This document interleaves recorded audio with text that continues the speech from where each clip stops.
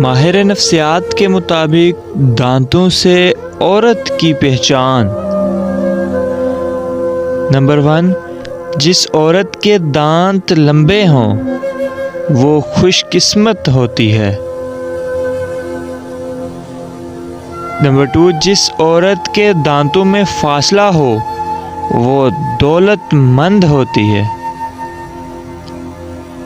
Number 3, जिस औरत के दांत खराब हो रहे हों वो दौलतमंद होगी।